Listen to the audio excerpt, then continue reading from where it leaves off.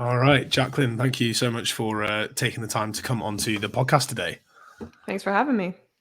I've always meant to ask actually, do you prefer being called Jacqueline? Do you prefer Jackie? Like, what do your friends call you, as they say? Oh, I prefer Jacqueline, but it's Do kind of you? funny. When I moved away, I'm originally from an hour east of Chicago in the Midwest in Indiana. But the people growing up, they always called me Jackie. But then once I moved away to Colorado and now Florida, everyone in my adult life knows me as Jacqueline. But when I go back home, everyone's like Jackie, except for my parents. They always call me Jacqueline. So it's always a trip. Jackie makes me feel really young. Jacqueline makes me feel mature. But if you call me Jackie, I'm not going to freak out. So. It's interesting then that they decided off their own back to call you that, as opposed to you being like, "Don't call me that." Yeah, well, I think that I was just growing up, I was okay with it. And Yeah, I'm still obviously I don't make a big fuss when I go home. It's not a big deal. But I think that was just kind of one of the things about me is I was even though maybe it bothered me a little bit or I didn't like it, I didn't say anything. So, right. and now I'm just like it's not a big deal. Sure. Well, I'll Mhm. call you Jacqueline from now on, and Okay. tell the listeners a bit about who you are and what it is that you do now. Yeah, so first of all, I'm just a normal human and I'm recovered from bulimia. I think that's the main thing that I struggle with. I struggled with binge eating and bulimia for a long time, about 4 years, and then disordered eating for longer than that. And I didn't realize for a long time that I had kind of an eating disorder. But eventually, after my life was like falling apart, I recovered. And I really wanted to do something of my own, a business of my own, but I also knew I wanted to do something in the realm of coaching. And Mhm. I kind of felt like my recovery journey could help a lot of people. And so I decided to become a coach, started a podcast, even though I had no idea what I was doing. And now I'm here. And 2 years later, I think, and I help people recover from bulimia. That's what I do. Awesome. Mhm. And I mean, starting a podcast with absolutely no idea what you're doing and no plan in the world. I mean, that's exactly what I did when I started this one. That's mostly Um, everyone's story, right? They're like, I yeah, just started it. It was fine. I remember like a year into me doing it, I did like a course on Fiverr about like how to start a podcast. And they were talking about all of these things to like prep in advance before you even like launched your first episode. And I was like, oh yeah, all of these things have been really helpful. Right. I did the same thing after about 2 months. No, I think it was 4 months after I started my podcast. I joined a course about podcasts, and a lot of them would have been helpful, but I was like, I didn't do any of this. um, but it just shows to show you that even if you don't have the process, you can jump into it and you can learn along the way. I think that's a really key point for like health and fitness in general is that a lot of the time we might be immobilized with fear of in thinking that we don't know enough to start or like we're not sure of the right path, and actually as you said you can bumble along and learn along the way, and it usually turns out all right. Yeah, it's not always ideal, but it can be done. And sometimes doing the work is where I think most of the time doing the work is where you learn the most. I think so, and it's that whole like action before motivation piece as well, isn't it? But Mhm. tell us a bit then about your back history, because you mentioned about binge eating and bulimia. Can Mhm. you first of all just describe the differences between the two? Yeah, binge eating disorder, what it's formally called, is someone who binges, and binging, people kind of go back and forth about what that means, but it's a little bit subjective. But binging, you can define it as someone eating a bunch of food, and the quantities vary depending on who you are, but eating a larger amount of food than you normally would, and having feelings of guilt associated with it and shame, and it's usually associated with feeling out of control and like they couldn't help it. And yeah, just a complete lack of control, and it's usually done in secret. And that's kind of binge eating disorder, or what you define that in a nutshell. And then bulimia is does not always include binging, but the type of bulimia that I had definitely included binging. But the most classic example of bulimia that you see a lot is someone who eats a bunch of food, like binge eating disorder, but then they compensate for it through purging, and that's either through self-induced vomiting, exercise, or restriction, or laxatives, that sort of stuff. Yeah, yeah, and Mhm. there was even that. Thank you for clarifying. And I remember watching a documentary about bulimia, and even there being like an over exercising component of that Mhm. compensation. Um, and particularly not always in response to binge eating, and maybe even just sometimes like an over exercising nature in order to prevent weight gain. And I Mhm. found that as like a really interesting aside to bulimia that I wasn't aware of until that point either. Yeah, people think that it's just, self-induced vomiting, which is the one that I struggled with, but a lot of times it's a combination. And then people who are using, exercise, they don't realize that that could be defined as bulimia, and it's actually a big problem and a big cycle that they get in, or just restriction that can be defined as bulimia, even though it's not so obvious. Mhm. Yeah, totally. And so tell us a bit about your back history there then, Jacqueline. What was, when you look back and reflect, can you find those times when you were like, right, well, that was definitely the start of that journey for me, and Mm. these were the reasons. What happened for you to kind of fall into those patterns? Yeah, well, it's funny, I did struggle with an eating disorder in high school very briefly, about a year, my freshman year, and what had happened, I think, we could go into all the root causes, but I had just switched to a new school, and I had always been kind of reserved person, and there was sometimes family trouble going on, so I think all those factors made me feel kind of chaotic, and I felt like something to focus on to fit in was how I looked and how I appeared to others. And I fell into anorexia and then bulimia. And thankfully, my parents got me. They picked up on it and they got me therapy. And the last 3 years of my high school experience were relatively normal. And I socialized with friends and whatnot.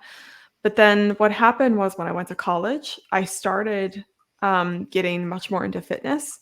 And the problem with my college, I don't regret it, but it was a small art school. So I didn't have dorms, I didn't have a big community of friends. And so I started isolating myself a lot more than you would in college normally. And with no one around to really check me or tell me, hey, I think something's going wrong, I started the cycle of losing weight, gaining weight, losing weight, gaining weight, and obsessing. I remember most of my college experience wasn't hanging out with friends. It was at home trying weird recipes and being obsessed with calories and exercising at the park near my house late at night. Like it wasn't a normal college experience in that aspect. But it was all from the obsession of trying to lose weight, even though I never really needed to lose weight in the first place. But it was just what I thought I needed to do. And thankfully, in my junior year of college, I studied abroad in Manchester, England, and Mhm. I was with three other American roommates from my class, and they helped me get out of my shell and normalize my experience. But what happened was because I was out traveling, I wasn't focusing so much on weight loss. Of course, my body had been through a lot of trauma of going back and down with my weight. I ended up gaining weight that year and not necessarily realizing it. Even though there was definitely disordered eating, it lowered, and especially during the last 4 months, we were traveling a lot. So I definitely gained weight, and when I came back from England, that's when it all hit me. And that's also an interesting thing about eating disorders. A side note is that oftentimes eating disorders can start from chaos. And I think what happened, just like my first eating disorder in high school, is that I had just gone from the biggest trip of my life and the biggest like experience of my life to then going back and being alone and isolated again. And so I think that really just triggered me into a spiral that I wasn't prepared for. And so I came back from England, realized I gained a bunch of weight. That summer, I was already starting to display symptoms of binge eating, but I didn't realize it. Like I would come home from this job that I had that I hated, and then I would just eat whatever was in the house, and then I'd fall asleep because I'd eaten so much, and then I'd go to the gym. I didn't, obviously, that's an issue, right? But when you're in it, you don't realize it's a problem. Mm. And then that fall, when school started again, I decided, you know what? I've had it. I'm losing weight for good this time. And I was trying to lose like 25 pounds. And so it started out normal, but then I started pushing my calories even further. And I got to the point where I was eating, under 1,000 calories a day. I was isolating myself. And I even started, and again, this is an interesting point because I didn't think I had a problem. I just knew though that I shouldn't tell anyone that I was doing this. So it's strange when you're isolated, the things that you're doing are very clearly a red flag, but sometimes you don't know it unless someone's there. But anyway, started taking laxatives in order to reach my goal weight every week. And Right. so it's just like clearly disordered.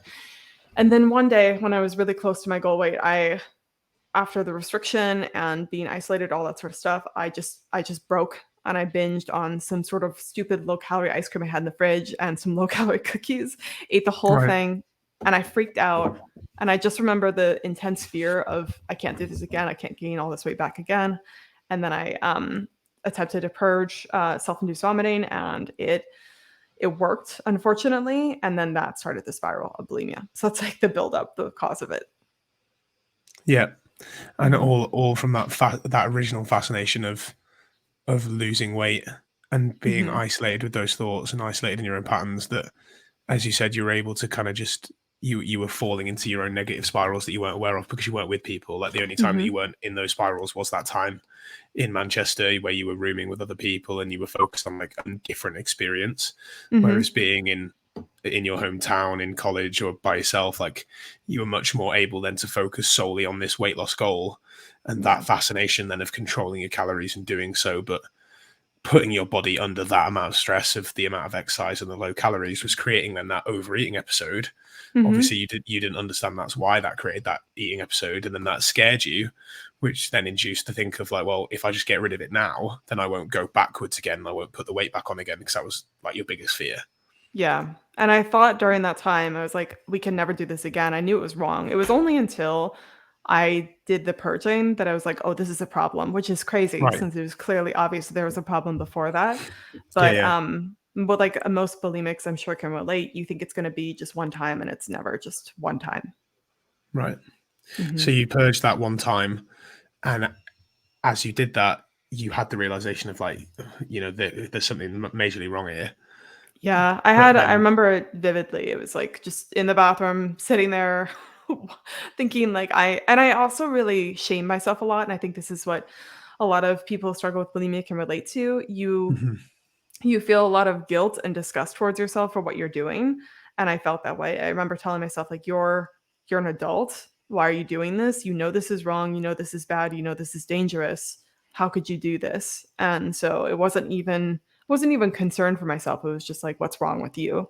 And mm, and then I was living with a roommate at the time who actually was had rooms with me in Manchester, but she was unfortunately going through a lot of issues herself, and so she knew something was wrong, but she didn't have the mental capacity or emotional capacity to help. But I was trying really hard to hide it from her. But after that, it just sort of spiraled to me binging and purging constantly. Like I was skipping class sometimes to go do that. It was crazy.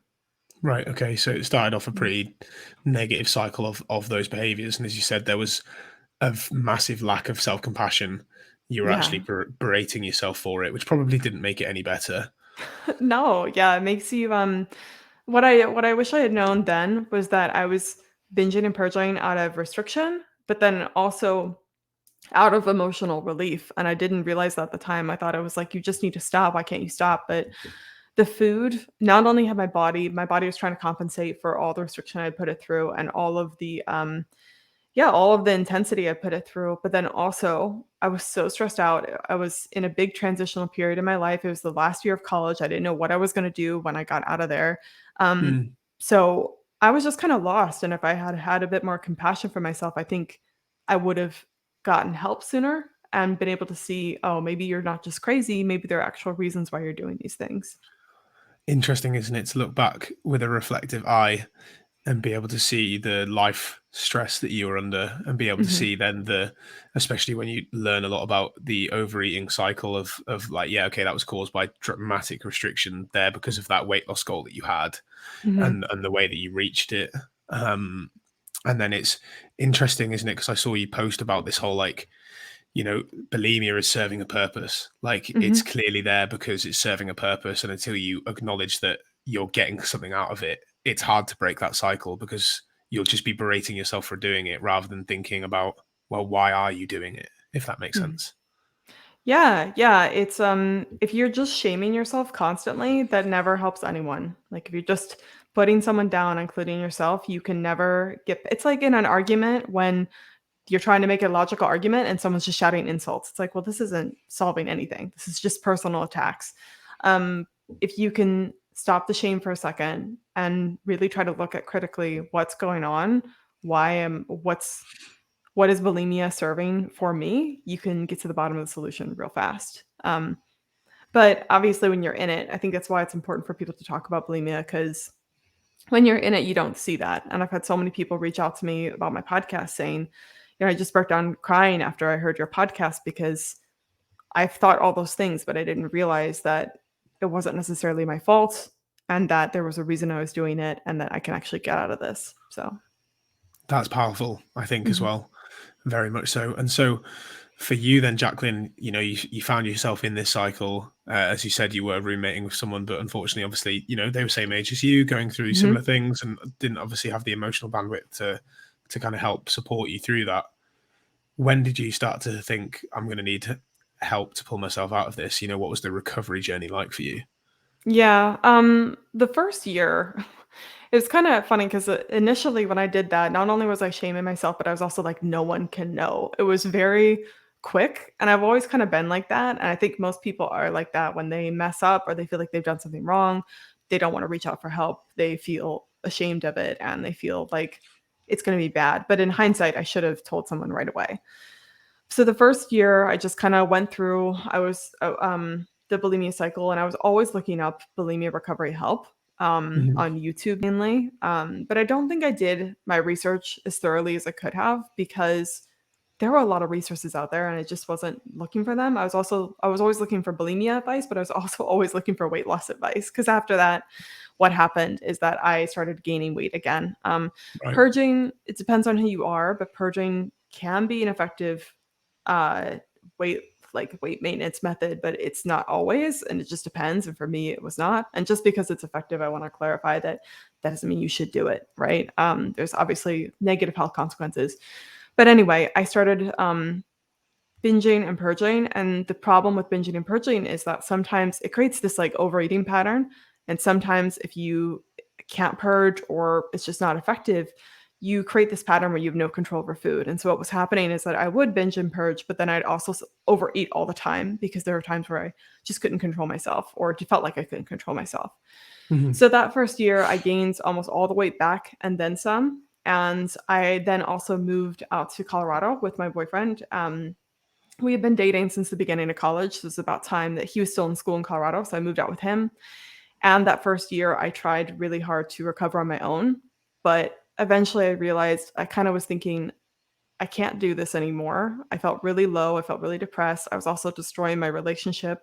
I was just, was I just didn't know what to do, and so the first step I took was I told him, and I Okay. was so scared to tell him even though it made no sense, like, he was as compassionate as could be, but I felt like he was gonna think I had been lying to him, that I was disgusting, all those things that I told myself. So I burst out the secret on our way home from the grocery store. I was just like, "I need to tell you something." He was like, "What?" And so I told him because I knew I needed to get help also. And so what happened was I after that, I looked for therapy, but in America, we don't have free health insurance, and I didn't have health insurance at the time, and I also was pretty broke, and so I couldn't afford to get help, or I thought I couldn't. So I just kind of was like, okay, that's off the table. So then the next few years passed and I would go kind of off and on. I had a period where I did stop binging for about 6 months, which was Right. amazing. And I did that through kind of just willpower. And I would put a mark on my arm for every single day that I didn't binge because I went one day accidentally not binging. I was like, oh, this is so exciting. So I kind of kept the momentum up. But I Mhm. think what happened there was that I hadn't really found true reasons why I wanted to recover, and I didn't address the root cause of what was causing my bulimia. So eventually I kind of fell back into it. And then what really helped me recover truly was I came across a weight loss podcast because I was still this whole time, it sounds so idiotic, but I was looking at weight loss advice all the time. And this weight loss person said, it was Corinne Crabtree for those curious. This weight loss person said, you need to address your mindset first and stop beating yourself up first before you try to lose weight. The reason that you Right. eat all the time is because you're emotionally coping with food. I was like, Mhm. oh my God, what? And everything sounded so similar to me. And speaking this out loud, I know it sounds so obvious, but it wasn't obvious at the time. And so what really helped me recover eventually was recognizing that I was emotionally coping with food. My mindset was in the gutter, and that was kind of creating a thought pattern of shame, disgust, guilt, and then coping with food, and then purging to compensate for coping with food, and then shame, disgust, guilt again. And through that, I went on kind of a 6-month journey, give or take, of kind of trying to clear up my mindset, being better towards myself. I started taking more responsibility in my relationship and my career. And then eventually I kind of stumbled upon habit research. And I read like James Clear's Atomic Habits. And I was like, this sounds exactly like bulimia. And at that point, the crazy thing was is that I had given up on bulimia recovery. I just thought I was a functional bulimic. But through addressing the emotional side, my bulimia had gotten better, but it was still kind of there. I was like maybe binging and purging 3 times a week. And so with the habit knowledge that I had, I tried this method of pausing before binging, because what would happen, I know you kind of experienced this before, where you have an urge to eat something or urge to binge, whatever it is. And that moment happens really fast and you kind of go on autopilot. And if you can pause beforehand and take kind of emotional, like settle yourself emotionally and take a second, you can actually kind of interrupt that habit loop and then go a different direction. And that's what I started trying to do, and it actually worked. And that's what started me on my journey of stopping binging and purging altogether. Right. Wow.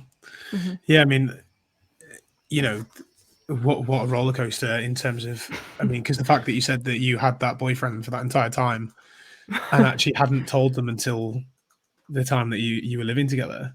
Mm-hmm. You Yeah. you were keeping it secret for that whole time.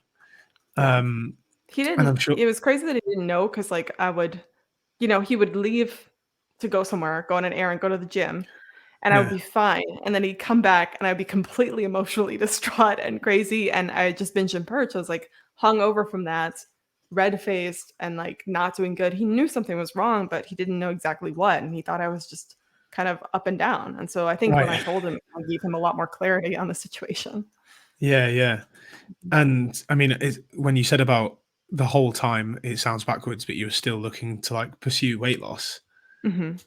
I don't think that won't sound crazy to people at all, because I think that's like, it's amazing, because you even mentioned right at the beginning of this podcast, you were like, looking back, I look at myself, I didn't even need to lose weight, Hmm. but there was so much obsession around the pursuit of weight loss. And what I want to get into the emotional eating side of things as well, and we will do. But that pursuit of weight loss for you, was that because of social media? Was it because of other people? Was it because of like fitness in general? Was it just oh well, I've been this weight in the past, or was it like a desire to be slimmer? Like what do you think was driving such a pursuit of weight loss, despite then even knowing that you were in kind of like binge restrict, Hmm. bulimia patterns? Yeah, well, the short answer and cop out answer is I think it was a combination of everything. Sure. But I remember thinking most of the time at the root of it all was social acceptance and admiration. And Right. I thought that, if people thought I was thin and fit, they would think I was pretty, and therefore that would make me valuable and acceptable and social. And I even remember thinking in college, like if I could just be fitter, then I could go to more parties and parties would be fun and people would think that I was great. But it was kind of funny because I didn't practice socializing. And so when I went to parties and stuff, if I did get invited, I was kind of weird because I was isolating myself all the time and not talking to people. So, even if I did look maybe more attractive in my eyes or some other people's eyes, I was just a quiet wallflower because I didn't have any personality. It was just weight loss and that's it. And I think that was the same I've always been kind of a quiet girl and shy girl. And that's because of a lot of different factors, but that's who I was. And growing up, I think that I got validation for appearances for whatever reason, and I thought that that's how you get social acceptance. I think that was the root of it all. Yeah, of course. Yeah, and that makes total sense. Mhm. Um, and yeah, it's so interesting then of like that complete pursuit. But fortunately, it led you to that podcast around the emotional eating, of saying, look, the reason why you're overeating isn't because, and I've talked about this a lot on my own podcast. People are looking for like the right diet or the right macro split or like this discipline or willpower or things like that. Like if I just had this exact perfect thing that I can follow, or I had enough Mhm. willpower, then I'd just be able to stick to plan. And it's like it's not about any of those things. Like, it's not about the food, it's about the emotion outside of that food. Because Mhm. that's and you said a light bulb went off for you. And so I guess for you, was that then a journey into, wow, okay, what need am I trying to fill with food? Mhm. Yeah, it always confused me because I knew that restriction was partly the cause of the binging, but I didn't understand once I had gained all that weight back and then some, I was, technically overweight. I was like, how could I still need food? Why am I still binging? This doesn't make sense. There's no physical need for the binging. Yeah. But once I had heard that podcast and I started listening to more of what she had to say, um, what was kind of causing my binging loop was treating myself negatively, saying awful things to myself that I would never say to anyone else, and feeling like shit, basically. And then thinking, okay, well, if I'm a piece of shit and I can never achieve anything, what's the point of even trying? And at least food makes me feel good. The only things, and they would kind of, eating was the only way that I felt emotional relief from my day to day issues that I was having. And it also was an excellent way to numb not just the mean thoughts in my head, but my life. Because what was happening is that I was so obsessed with weight loss and bulimia that my life was falling apart. Like, I wasn't in a good financial place. I wasn't really present in my relationship at all. And we were having problems there.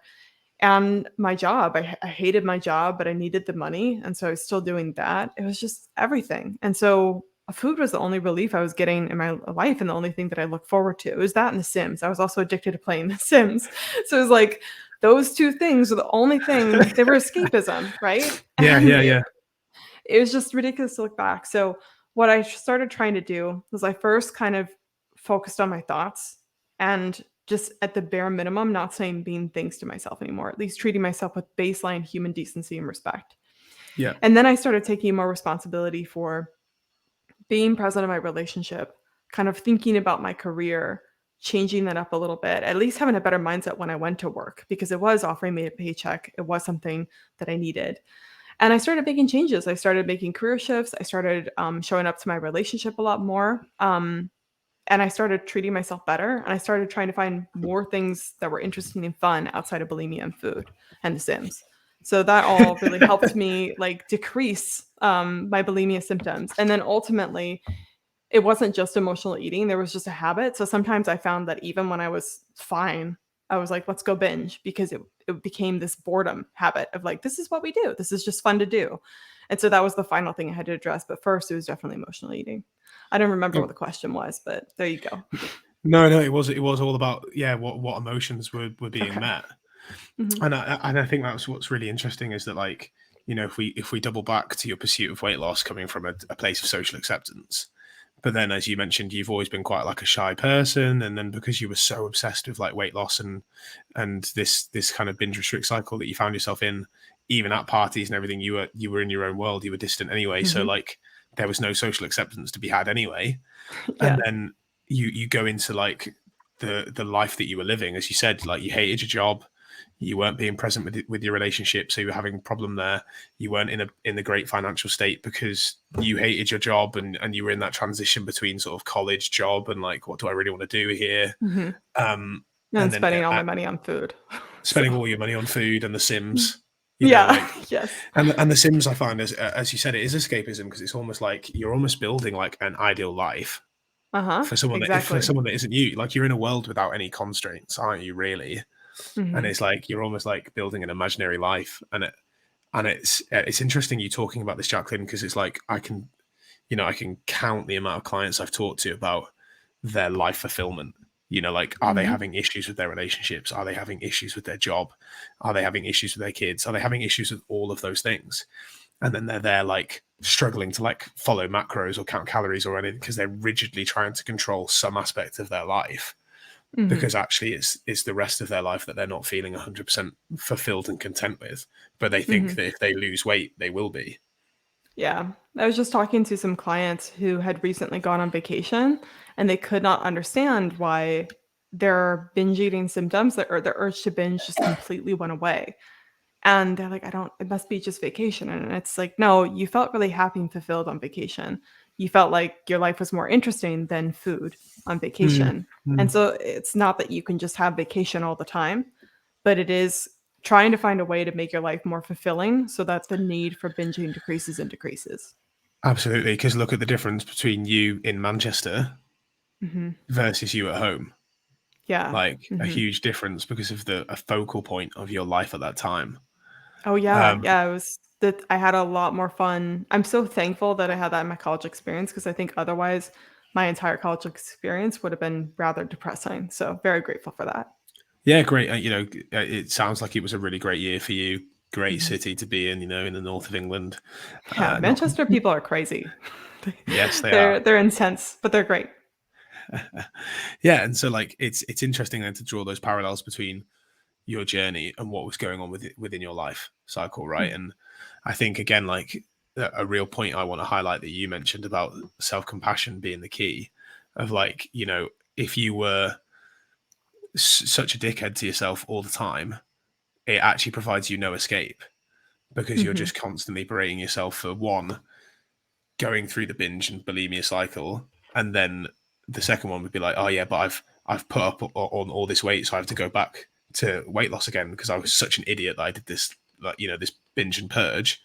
Mhm. But that lack of self compassion was creating that very same cycle. It's just it, and it's so interesting, isn't it? How our brains almost get addicted to that negative self talk because there is still dopamine that gets released from these activities, even though they don't serve us. Like as you mentioned, that's why Atomic Habits rang true for you because Mhm. you could see that link between the cycle of events.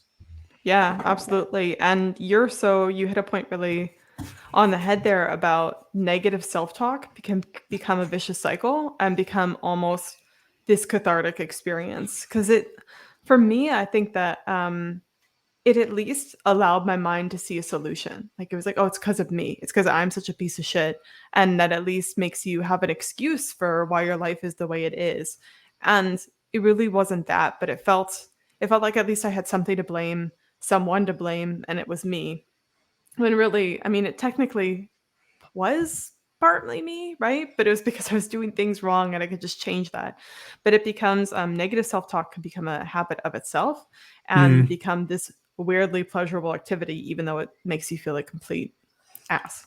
yeah, and Mhm. and I can completely attest to that as well because I was deep within my own sort of negative self talk for a long time, and it wasn't until Mhm. I discovered the work of Dr. Kristen Neff and sort of self-compassion.org and took a self-compassion test that I was able to see that lack of self-compassion and start to be able to put in place certain frameworks and activities to help change that.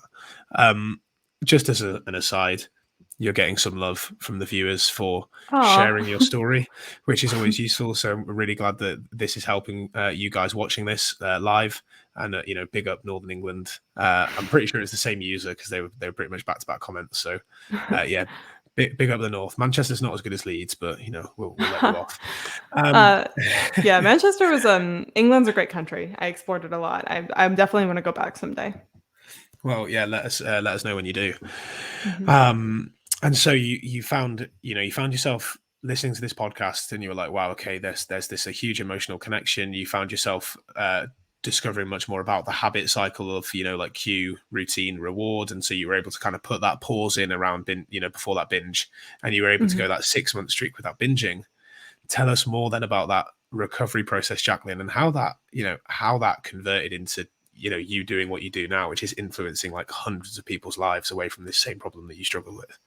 Yeah. Well, I will say the 6 months that I went without it, it was before I had discovered all the self-compassion and what I was still had disordered eating and was still trying to lose weight during that time, but I think it was a bunch of willpower that got me through that because I Right. went back into it and I think it's because my reasons weren't concrete and I hadn't addressed the issue. But when I actually recovered and stopped binging, what happened 6 months before I recovered, after I found that podcast, I was listening to her obsessively, but she kept mentioning, a life coaching program that she had been a part of. I was like, "What is this?" And finally, I checked her out, and it was by Brooke Castillo, and they had a self-coaching scholars program, and it's basically a monthly program that's super affordable that you could get coaching in. And so I joined that, And that really helped me get much more aware of my mindset and do a lot of the work I told you about with my relationship, with my career and that sort of stuff. And the funny thing is, I didn't even join for bulimia. I joined for all the other stuff. But then that led me up to the point where I did the habit breaking of bulimia. And what actually got me, it was not only just the habits. I was already kind of onto it that, okay, bulimia is a habit, but I still couldn't quite break that cycle. And so I actually brought it to a coaching call. I had never at this point, I'd been in the program 6 months and I hadn't talked about bulimia once because they're not bulimia experts or anything like that. But I brought this up to a coach on the call, and I felt so bad for her because she was like, "Oh my God, I'm not trained to do this." But she's the one that suggested to me to pause.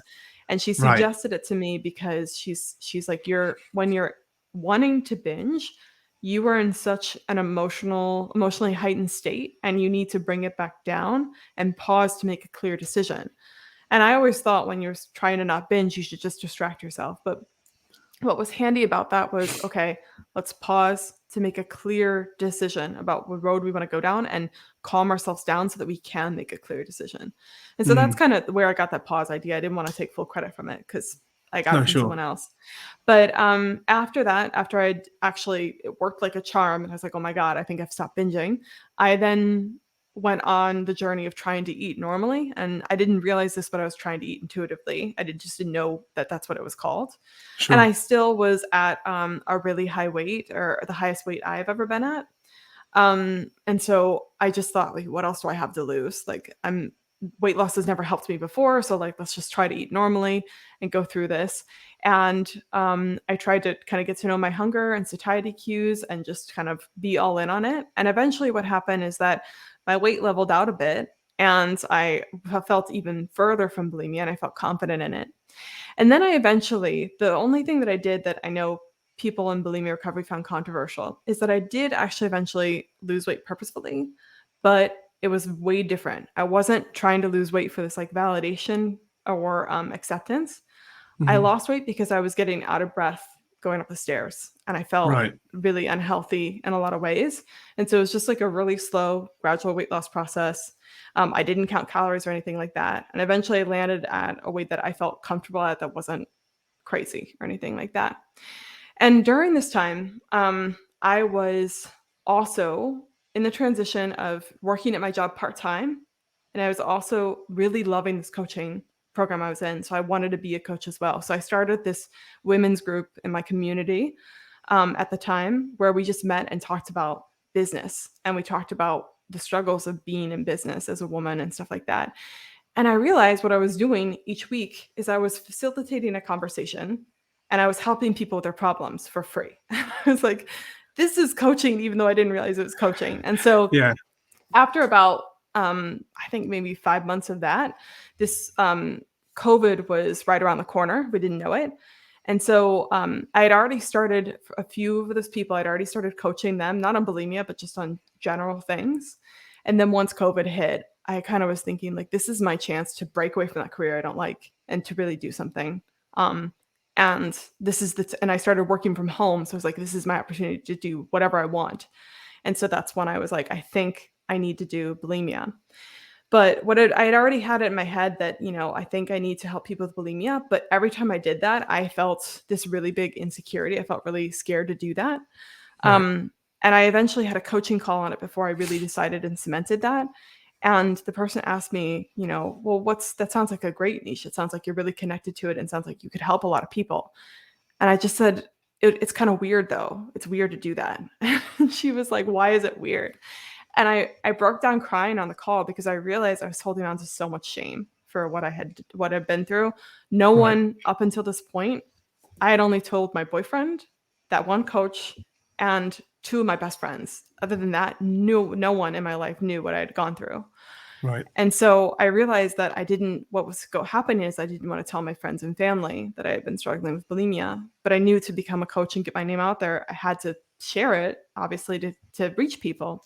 Yeah. And so that next Saturday, I recorded the podcast. I got in like my little walk-in closet because that was the best place for the sound. I just sat in the bottom of my closet and recorded the podcast. And then before releasing the podcast, I knew that I needed to tell people to get it popular, or get the word out. And so I called my parents. a day before I released a public Facebook post telling people that I was releasing this podcast. And I told my parents, and they were like, "Oh my God, I had no idea." They were obviously shocked. And then I released the Facebook post, and I was so worried. I thought people, again, it was that old thing that I was worried about with my boyfriend. I thought people were going to think I was disgusting, that I was a liar, that I was messed up, And Mm, it actually was one of the most freeing posts I made in my life because everyone responded with such love. And I actually connected with a lot of friends after that who had been struggling with the same thing. And so that's what started the journey of me becoming a coach and doing what I do now. amazing. Mhm. Yeah, well, thank you for sharing that. Like as this person said as well. Thank you for sharing the story in general. Like, is Mhm.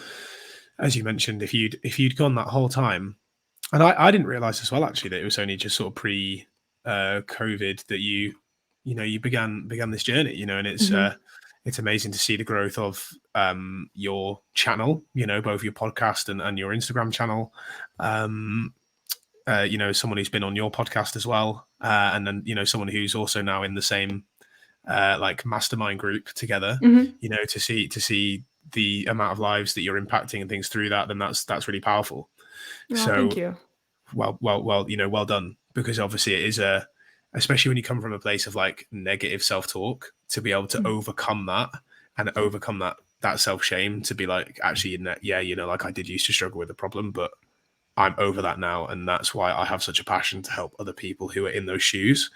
Mhm. It provides those people a platform to know that they don't, they're not alone, right? Like, there's Mhm. no need to feel shame over these things. Like, these issues are more prevalent than we think, particularly, like you mentioned quite a lot about disordered eating, and we're coming up on time, so we can't really get into it too much. But like, I've created a lot of content around the habits of disordered eating, and it's so interesting, that fine line between, well, what's discipline and hitting people's goals versus what's a disordered eating habit, Right. because so much of fitness, if we look at it through that lens, could be disordered eating.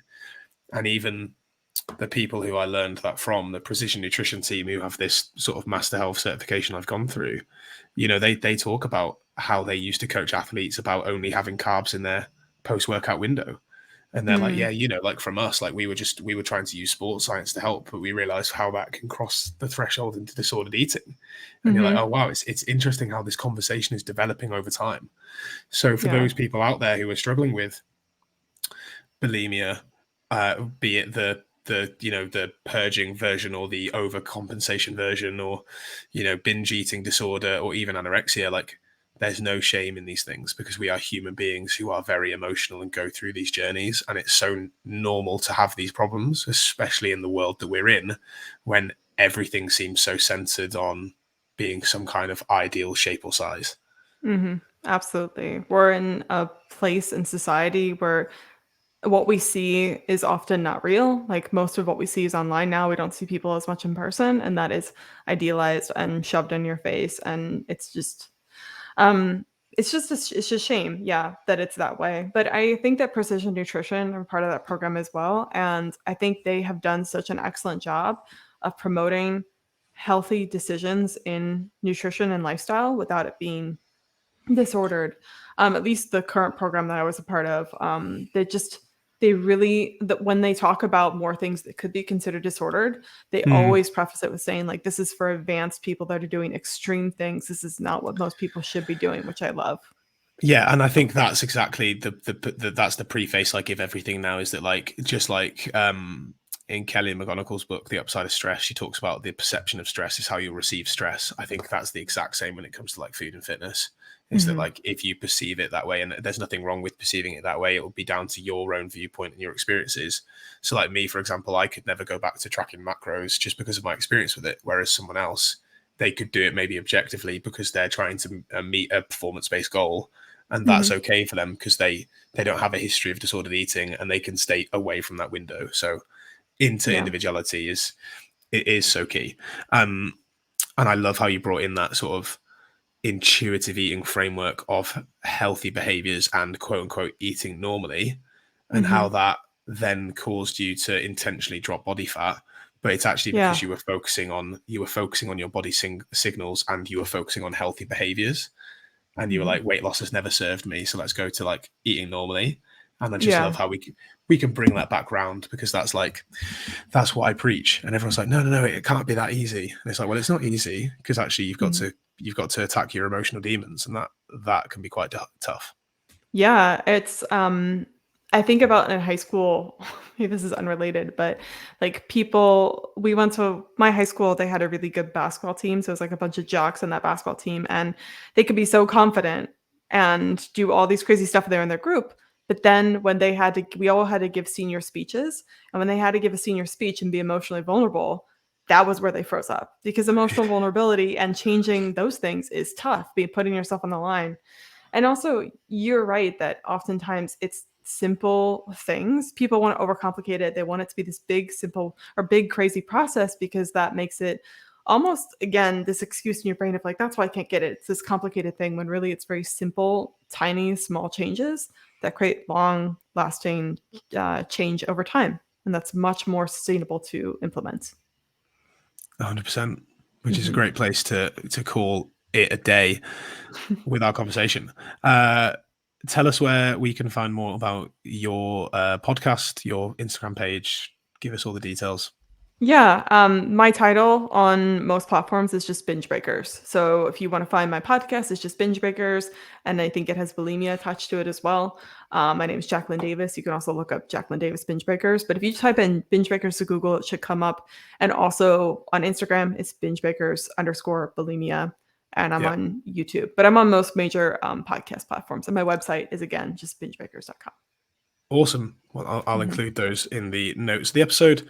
Jacqueline, thank you for being so honest, open, and gracious with your time as well. I've Oh, really thank enjoyed you. our conversation, and there you go. You're very welcome. Yeah, I mean, you've been a great host too, so thank you. You're far too kind.